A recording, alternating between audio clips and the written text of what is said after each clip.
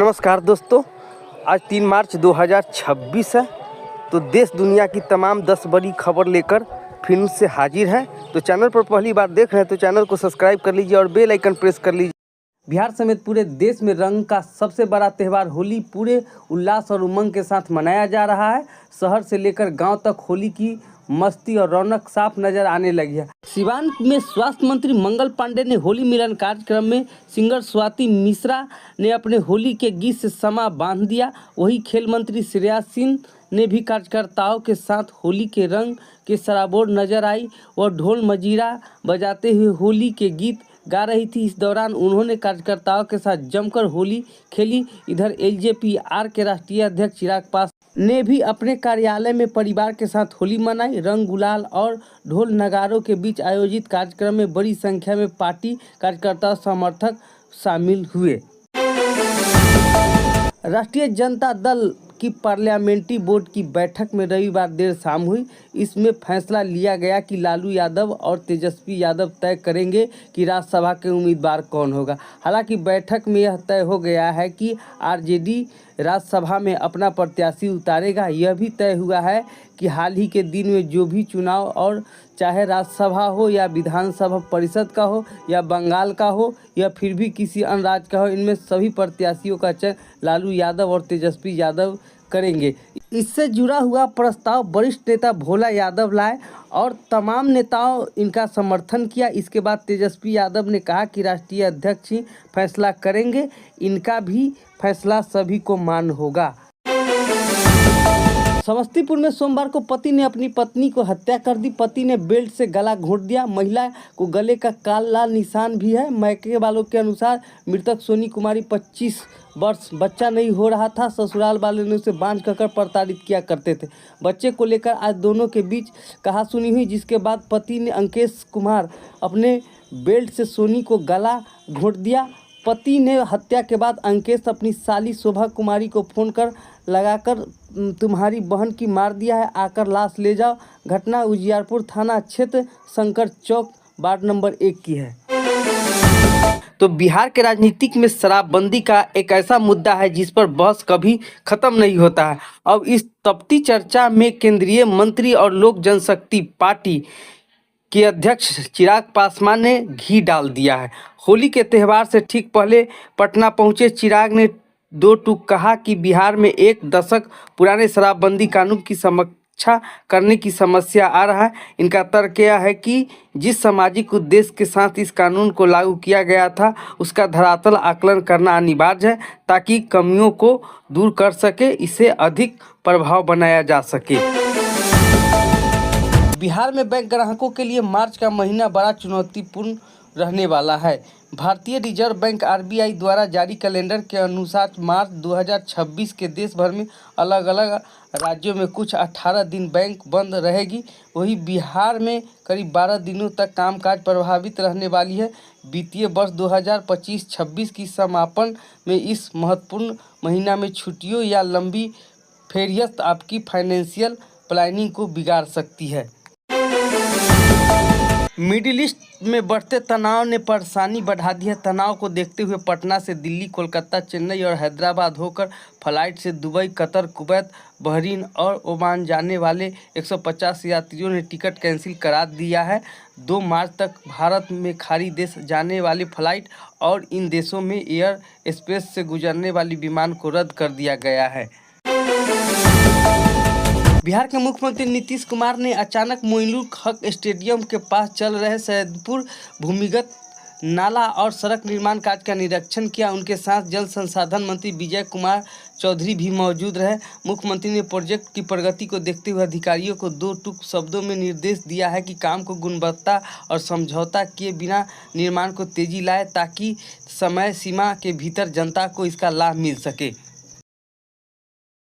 केंद्रीय गृह मंत्री अमित शाह ने मंगलवार को एक सभा में कहा कि राज्य की मुख्यमंत्री ममता बनर्जी बंगाल में घुसपैठियों का स्वर्ग बना दिया है।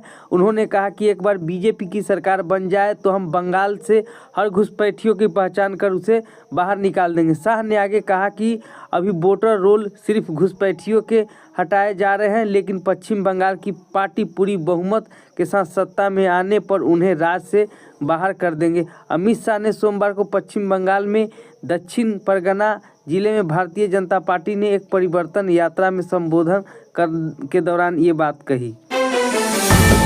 अफगानिस्तान और पाकिस्तान के बीच सीमा पर बीते 4 दिनों से लगातार हवाई हमले और गोलीबारी जारी है। तालिबान सरकार का कहना है कि हमने पाकिस्तान को बेहद संवेदनशील और नूर खान एयरबेस पर हमला किया है। यह एयरबेस रावलपिंडी में है। इसके साथ ही तालिबान के एक मंत्री ने दावा किया कि उनके लड़ाके डुरांड लाइन पर पाकिस्तान की ज़मीन में घुस चुके हैं। तालिबान के मुताबिक क्वेटा और खैबर पख्तूनख्वा में कुछ सैन्य ठिकाने पर हमला किए गए हैं।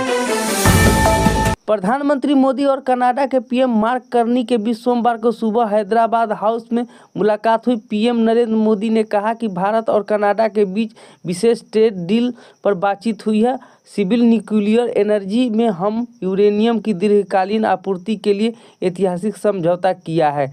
दोनों देशों के बीच कई क्षेत्रों में एमयू किया गया है। इसके दोनों देशों में रोजगार और नए अवसर पैदा होंगे। इजराइल और अमेरिका और ईरान जंग के आज तीसरा दिन है। अमेरिका के राष्ट्रपति डोनाल्ड ट्रंप ने CNN को दिए इंटरव्यू में कहा कि अमेरिका अभी पूरी ताकत से हमला शुरू नहीं किया है।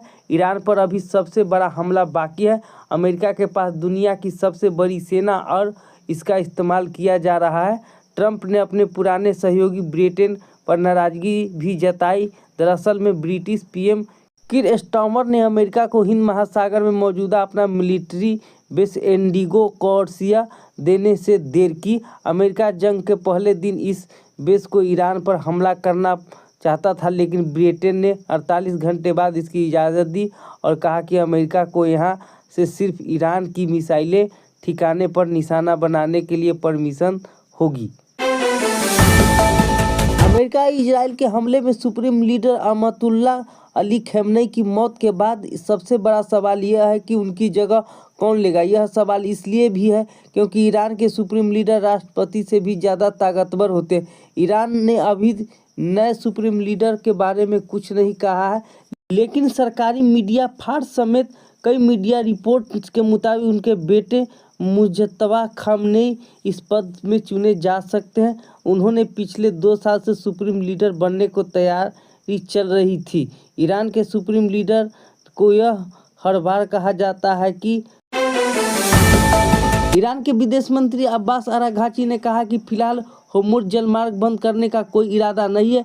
एक दिन पहले जब अमेरिका हमले में ईरान के सुप्रीम लीडर खamenei मारे जाने की आशंका जताई जा रही तो ईरान होर्मुज बंद कर सकता है। अगर होर्मुज बंद होता है तो कच्चे तेल के दाम में $70 प्रति बैरल से बढ़कर $120 प्रति बैरल तक जा सकते हैं। इसका असर भारत में पेट्रोलियम और डीजल पर दिख सकती है। हालांकि एक्सपर्ट अभी भी मान रहे हैं कि कच्चे तेल के दाम में बढ़ोतरी का जोखिम अभी भी बना हुआ है।